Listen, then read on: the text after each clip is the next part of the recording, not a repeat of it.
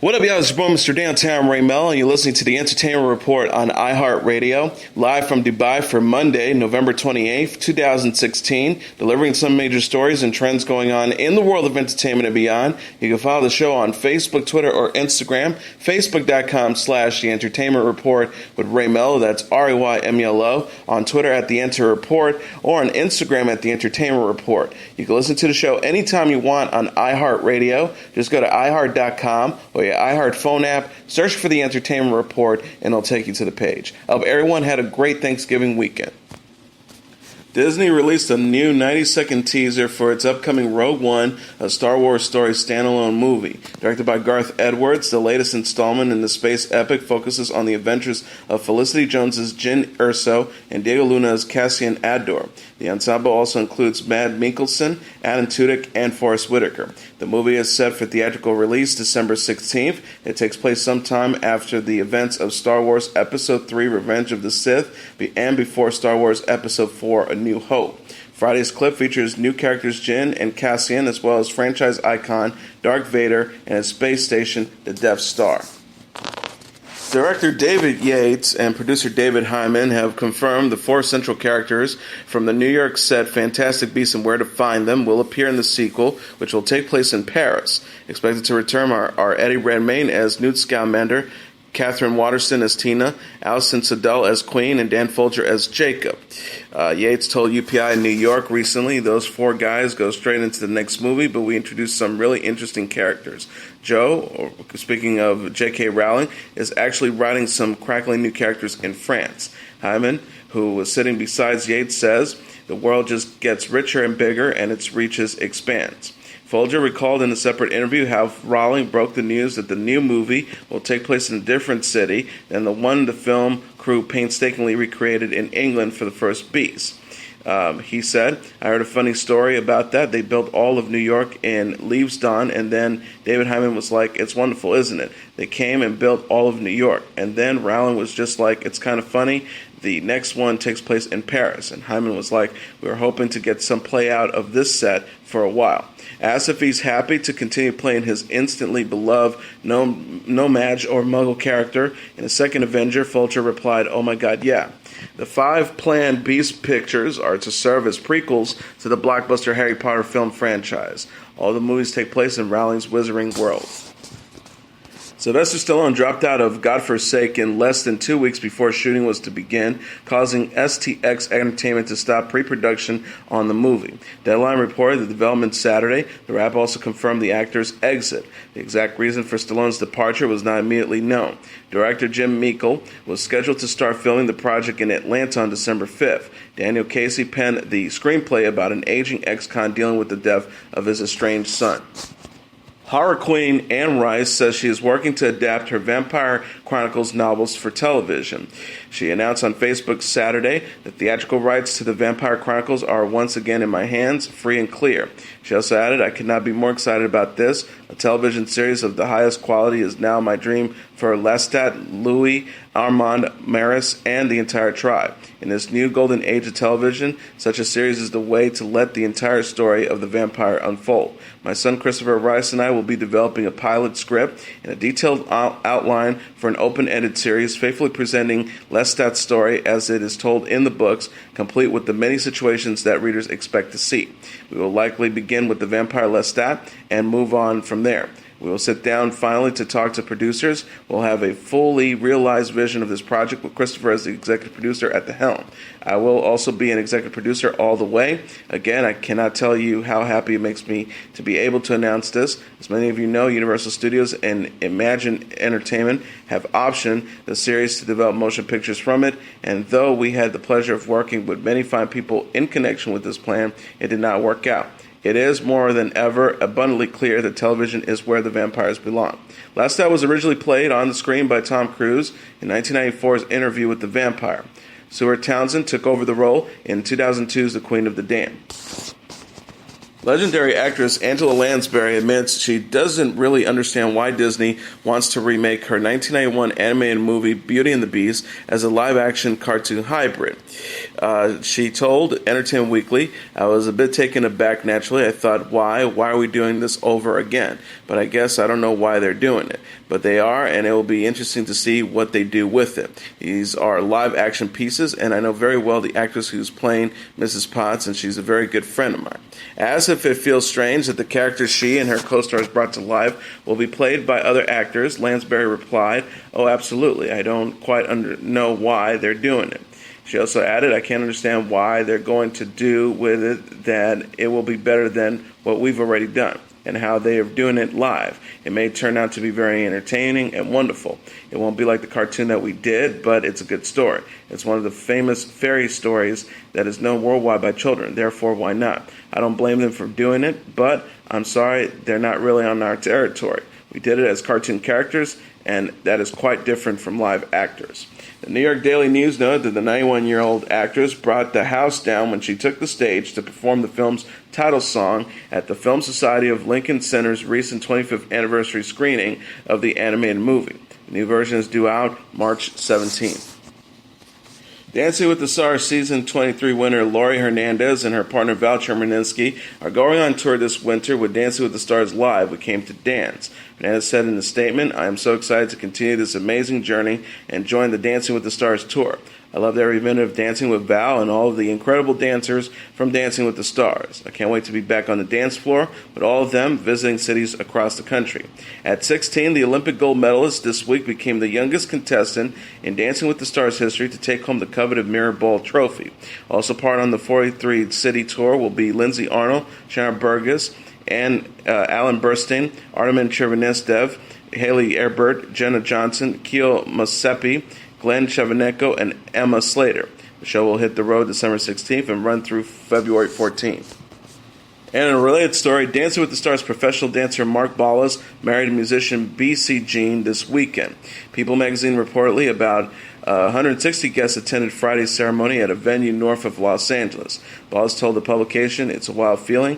Your wedding is something you subconsciously prepare for your entire life. You wonder who is going to be with, where is it going to be, and how the ceremony and reception are going to be. Now it's finally here and happening. It's surreal. I just want to soak it in all up because I just know I'm going to click my fingers and the whole evening will be over, and I want to make sure I enjoy it." Ballas and Jean got engaged a day before Thanksgiving last year. Ballas' best man and Dancing with the Stars co-star Derek Huff shared a wedding-related photo on Instagram. Huff captioned the black and white photo of a pocket watch in his hand. "It's time. Hashtag BC and Mark's wedding. Hashtag best man."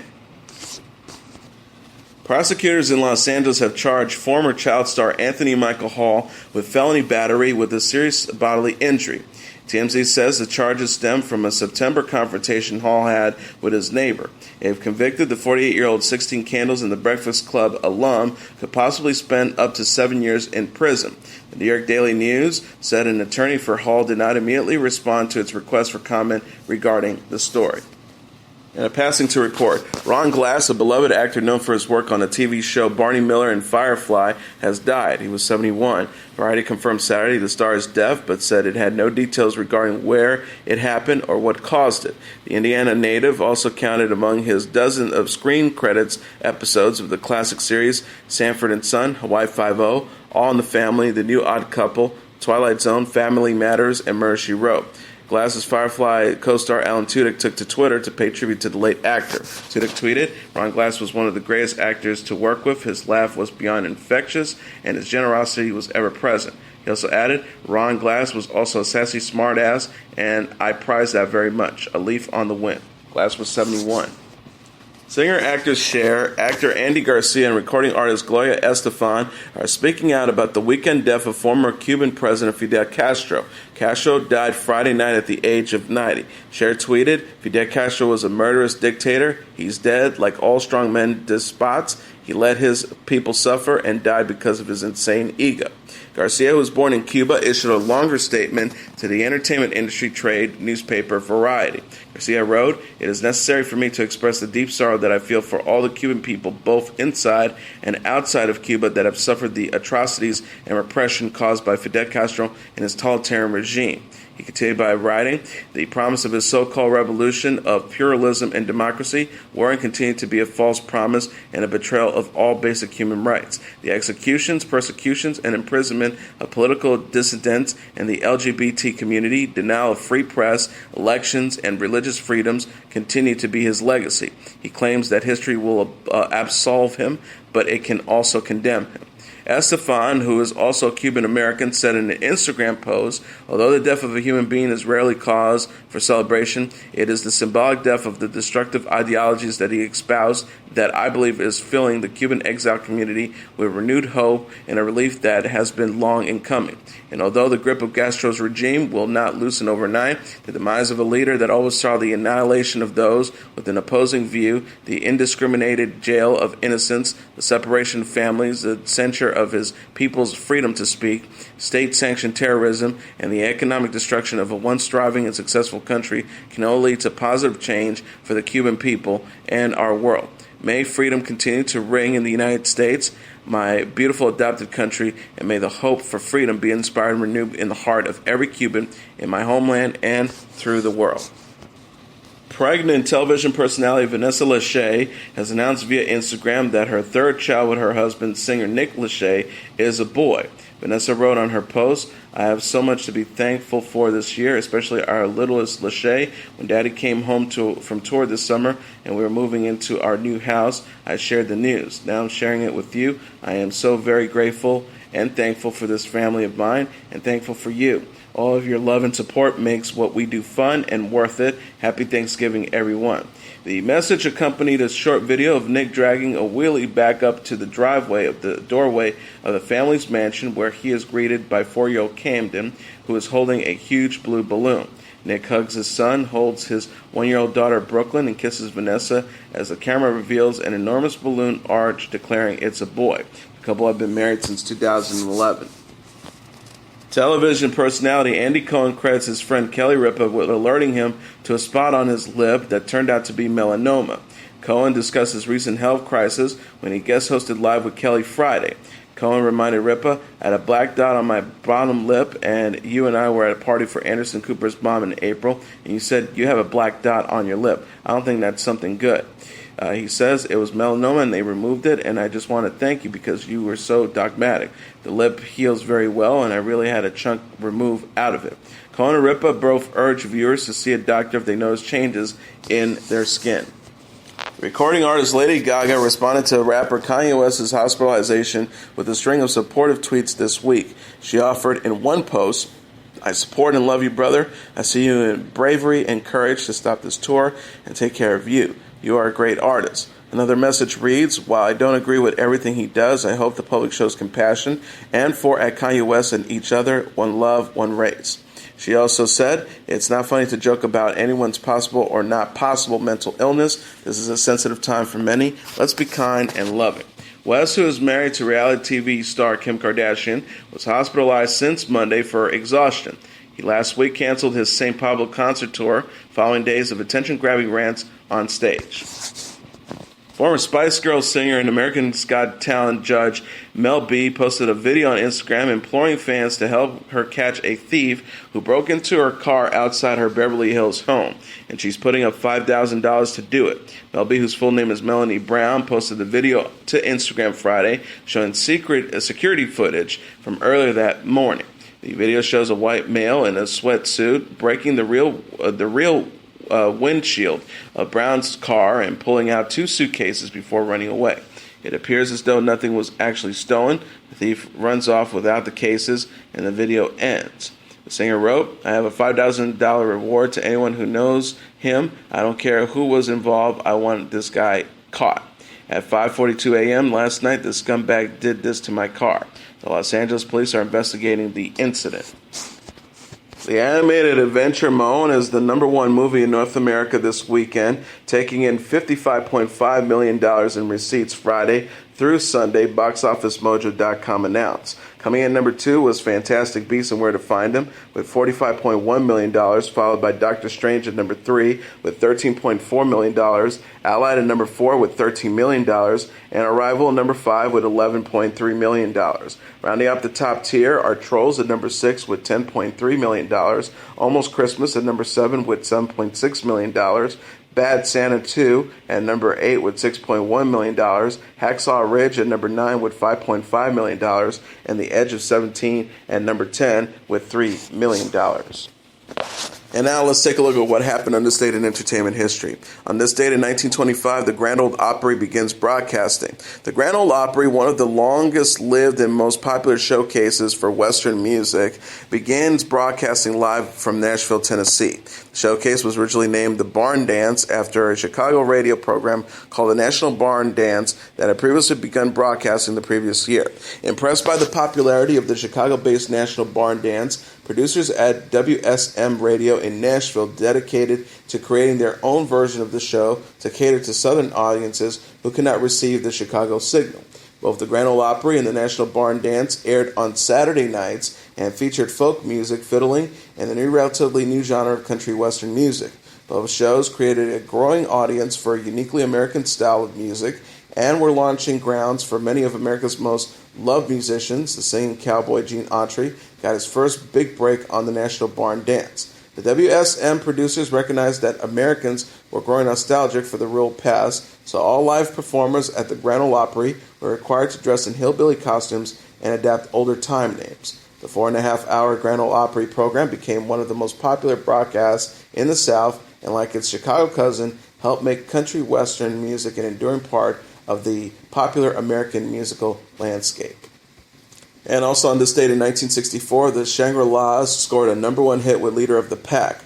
During the early 60s girl group's explosion, the Shangri-Las scored their first and only number 1 hit on this date in 1964 with the famously melodramatic epic Leader of the Pack.